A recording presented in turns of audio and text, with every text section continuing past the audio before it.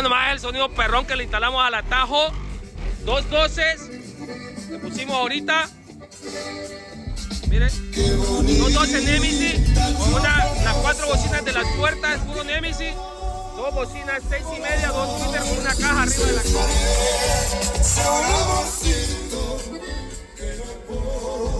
Escucha fuerte los bajos y la voz, pues. Quiero un sonido perrón para esa troca perrona que tiene. Le puedo poner un sonido como este a la que le pusimos al atajo. Mira cómo se escucha. Tiene buen bajo, buena voz.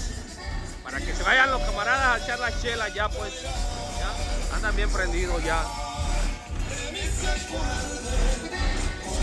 Anímense también a traer su troca con nosotros. Estamos en Dallas, amigos.